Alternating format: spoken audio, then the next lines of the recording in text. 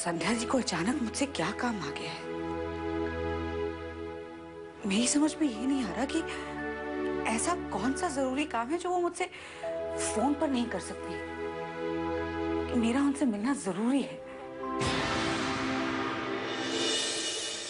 पता नहीं मेरा वहां जाना कैसा लगेगा, लोग इस बात का क्या मतलब निकालेंगे।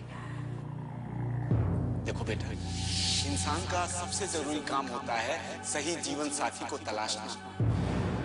और वो बड़ी बहन है, उन्होंने कुछ तो सोचा होगा। तुम जाओ बेटा, एक बार मिलकर, हो सकता है भगवान की कृपा हो जाए, रिश्ते की डोर बन जाए, तुम्हारा संसार बस जाए। अरे इससे बढ़ के और क्या बात हो सकती है?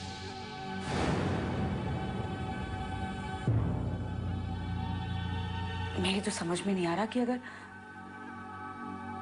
मामा जी की बातों में सच्चाई भी है तो उस सच्चाई का मैं क्या मतलब निकालूं।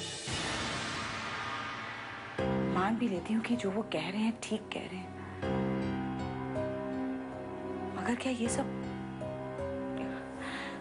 सब जानने के बाद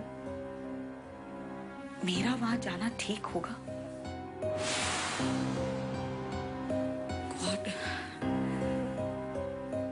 कुछ समझ में नहीं आ रहा, क्या करूं? जाऊं या ना जाऊं?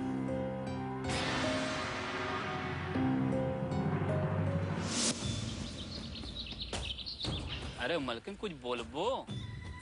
अरे होठ के बीच में गोंद लगा लिए हो का? ए मलकिन बोलो ना, काहे मुंह फुलाए बैठी हो? आप हमको कुछ बोलने लायक छोड़े हैं का? अरे हम ऐसा का कर दिए कि तुम कुछ बोले लायक नहीं रह गए? तो ममुआ को लेकर आप क्या बोल रहे थे? अरे हम किसी से हंस बोल भी नहीं सकते हैं का? आप शक करेंगे हम पर? अच्छा तो ये बात है, हैं?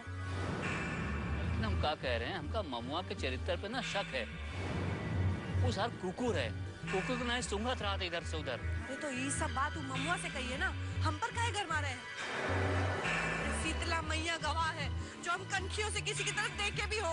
अरे गजब वो गजब। ये बात कह के तुम आज हमारा दिल जीत लियो मलकिन।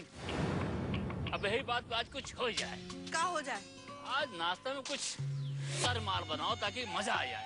कोनो लॉटरी लगी है का? अब यही समझो मलकिन। का मतलब? मतलब ही मलकिन कि अब तुम ये घर के अपने समझो, चौड़े से रहो, जौन मन करे तौन बनाओ और जौन मन करे तौन खाओ।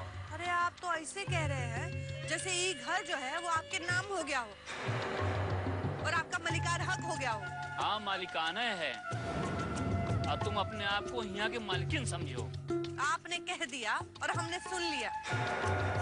अरे ये सब करने के लिए ना कुछ करना पड़ता है, हाथ पांव चलाना पड़ता है। तो तुमका क्या लग रहा है कि आज जो सवेरे सवेरे चाय मिली है ये तुम्हारे वजह से या दामाद जी की वजह से मिली है?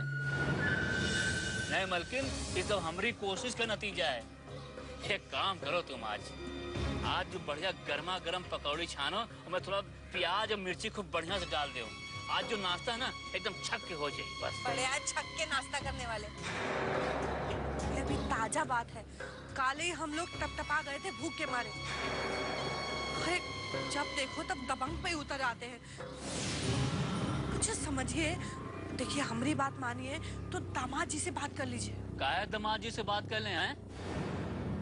उनके भरोसे रहेंगे ना ससुर तो हम लोगन को हो चुका कर लिया। अरे आप काहे बात को समझते नहीं हैं?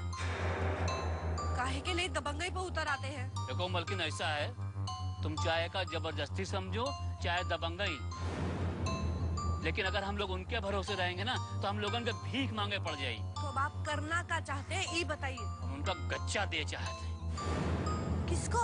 ये दमादुआ को। इसने हम लोगों को बहुत सताया है, बहुत छकाया है। मलकिन अब हम इसको रुलाएंगे। पर आपकी मनसा क्या है? जितनी प्रॉपर्टी है ना आप सब हम अपने नाम लिखा लेंगे, तुम देखती जाओ। जब तक हम शांत रहे ना, शांत रहे। अब हम अपने आप पे उतर आए हैं।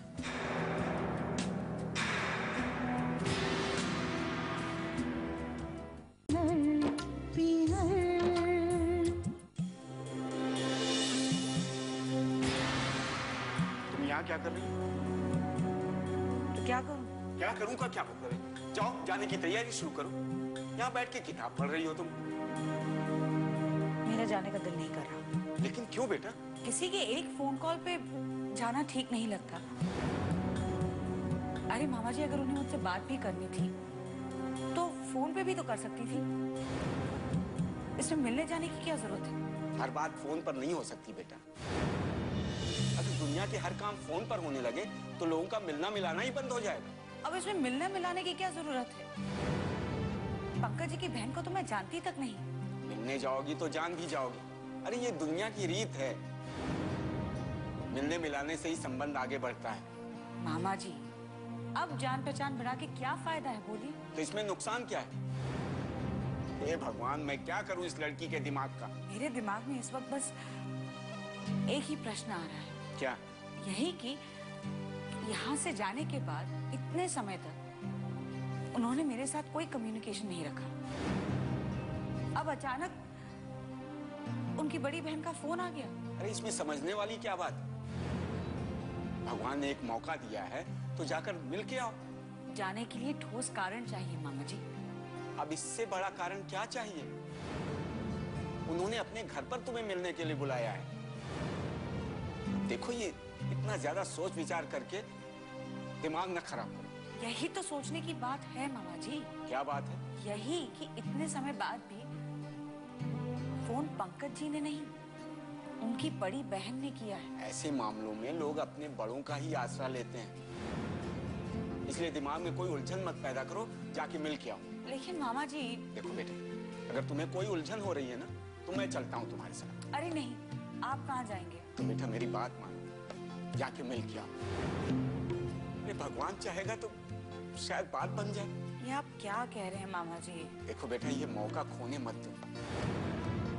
वैसे भी दूर दूर तक कोई रिश्ता नजर नहीं आ रहा।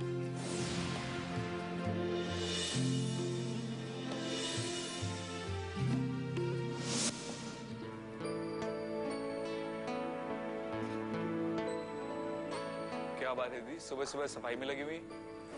क्या मतलब है? मैं हमेशा से ही घर की सफाई करती रहती हूँ, तेरी तरह नहीं 24 घंटे सोते रहो।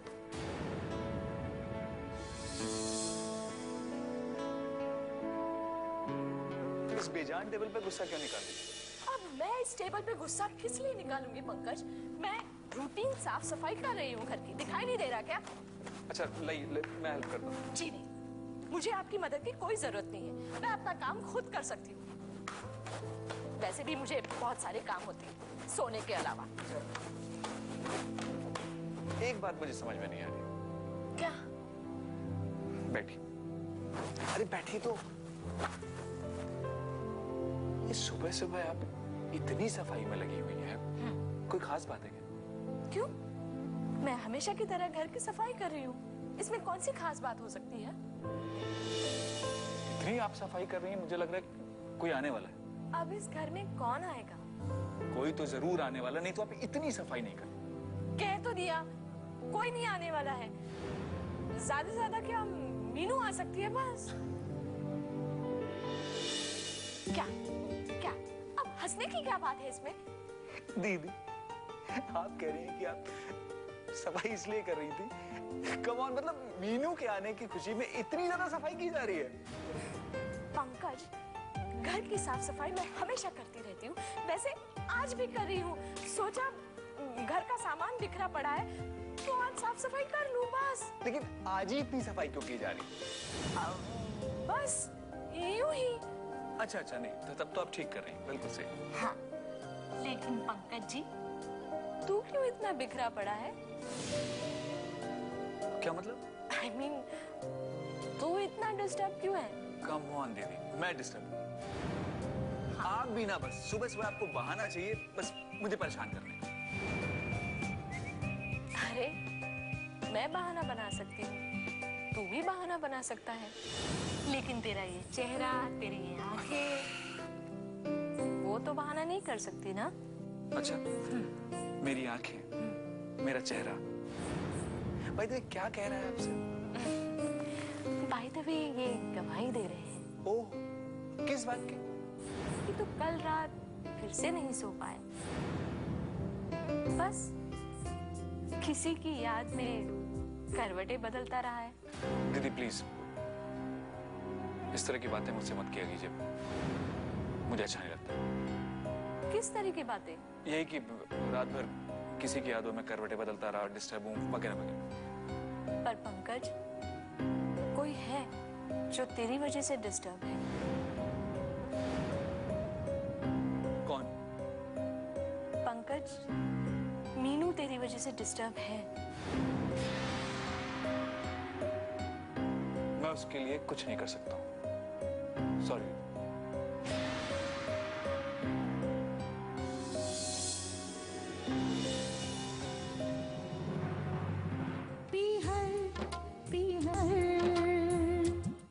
अब तुम क्या सोचने लगे? जाओ जाने की तैयारी शुरू करो। उफ़ मामा जी, क्या बार बार जाने की तैयारी कर। पहले ये तो तय करने दीजिए कि जाना है या नहीं। अरे इसमें तय करने की क्या बात है? हाँ? इसमें तय करने की क्या बात है? देखो, ज्यादा सोच विचार करके ना इस बात को पेचीदा बनाने की जरूरत नहीं। क्यों जरूरत नहीं है? क्योंकि जिस मोह में पड़ के तुम ये सोच रही हो ना, वो सब बेकार है। मैं किसी भी मोह में नहीं पड़ रही। अरे तुम अपने आप को दिलासा दे सकती हो, लेकिन मुझे नहीं। मुझे सब पता है। क्या पता है आपको? तुम यही सब सोच रही हो। मेरा घर, मेरा भाई, मेरे रिश्ते, यही इसी सब में पड़ी रहो। अपने बारे में मत सोचना तुम। अरे तो इसमें बुराई क्या है? बुराई है, तुम्हारे सोचने में बुराई ना हो, लेकिन तुम जिन लोगों के बारे में सोच रही हो ना, वो सोचने वाली बात। मुझे नहीं लगता। मैं अपने छोटे भाई सागर के बारे में सोच रही हूँ, इस घर के बारे में सोच रही हूँ। इसमें बुराई क्या है? सागर के बारे में सोच के तुम अपनी जिंदगी तबाह कर दो। ये सागर, ये उसके रिश्तेदार, ये किसी काम नहीं आने वाले। ये सब नंबर 1 के धूर्त हैं, स्वार्थी। अगर ये लोग धूर्त हैं, तो ये सारा घर इनके हवाले कर दूं? तुम समझ ही नहीं। पीहर है ये तुम्हारा। एक बेटी के लिए पीहर ही होता है। उसकी जिंदगी यहाँ नहीं गुजर सकती। तुम इनके लिए मर भी जाओगी ना, अपनी जिंदगी की एक एक सांस भी दे दोगी, तब भी कुछ फायदा नहीं होने वाला। ये तुम्हारी जिंदगी का जो खालीपन है ना, ये जो अकेलापन है, ये ऐसे ही रहेगा, कभी भरेगा नहीं। तो फिर मैं क्या करूं? मेरी बात मान लो बेटे, एक बार जाकर मिल गई हो सकता है जिंदगी की एक नई शुरुआत हो जाए। ये जो ठहराव है ना, इससे आगे बढ़ने का एक मौका मिल जाए। मेरी बात मान लो बेटे, इससे ज्यादा मैं कुछ नहीं कह सकता।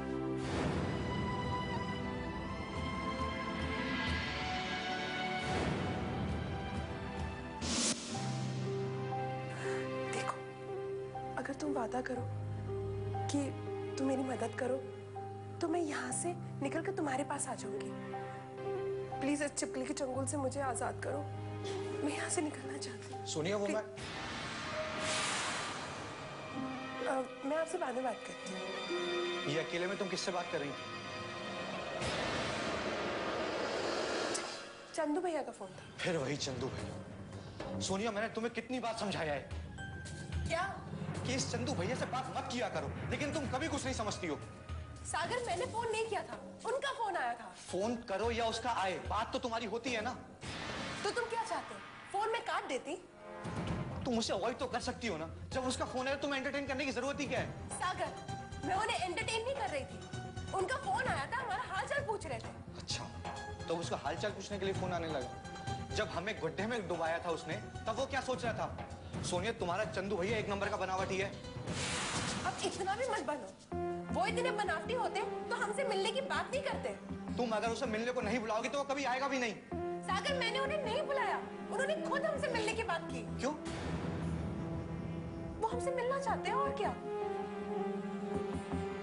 उस इंसान से तुम बिल्कुल नहीं मिल सकती हो, और उसे यहाँ का पता बताने की कोई जरूरत नहीं है। देखो सागर, मैं इतनी रूड नहीं हो सकती, और मैं उनको मना नहीं कर सकती। सोनिया, इसमें रूड होने की बात नहीं है।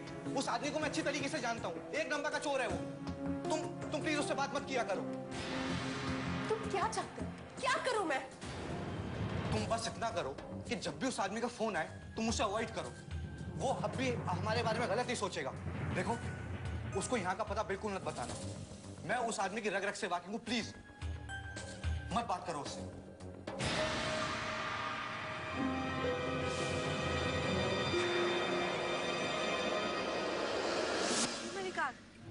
पक्का कह रहे हो? वाह,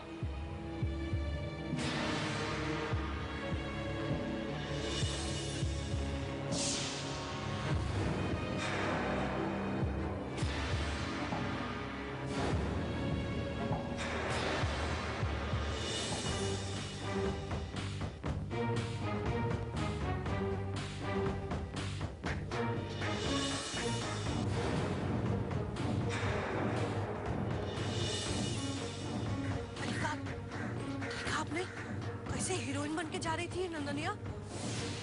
हमका का मालूम, हमका तो खुदे अचरज हो रहा है। तुमका घर में कोनो भनक नहीं लगी का? नहीं नहीं, हमको तो कोना भनक नहीं लगी।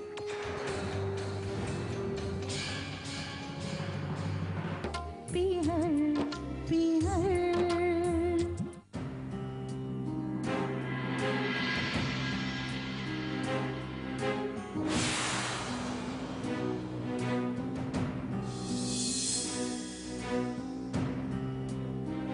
चाय ले लो, शर्माओ नहीं। हाँ,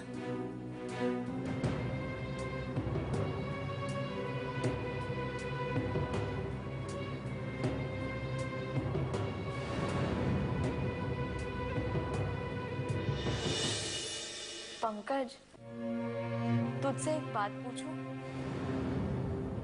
अगर तू बुरा ना माने तो? दीदी, मुझे आपकी बातों से कोई परहेज नहीं, लेकिन आजकल आप एक ही तरह की बातें करने लगी। अगर जीवन में कोई बदलाव नहीं है, एक रास्ता ही है, तो बातें भी वैसी ही होंगी ना? ये मैं मानता हूँ। कुछ पूछने वाली थी, बताइए। एक बड़ी बहन होने के नाते तेरी जिंदगी में जो कुछ भी चल रहा है, वो जानने का मुझे कोई हक नहीं है? हक है, लेकिन मेरी जिंदगी का ऐसा कौन सा हिस्सा है जिसके बारे में आप नहीं जानती? एक हिस्सा है जिसके बारे में मैं कुछ नहीं जानती। कौन सा? मैं समझ सकती हूँ, आखिर तेरी भी कोई मजबूरी रही होगी। मजबूरी रही होगी। दीदी, आप सीधी सीधी बात पूछे, घुमा फिरा कर बात मत कीजिए, बताइए। पंकज, तूने कभी भी मुझे उस नंदिनी के बारे में कुछ नहीं बताया। क्यों? आपने मेरी सुबह की चाय कड़वी कर दी। लो, मैंने एक नाम क्या बोल दिया? तुम्हारी सुबह की चाय भी कड़वी हो गई।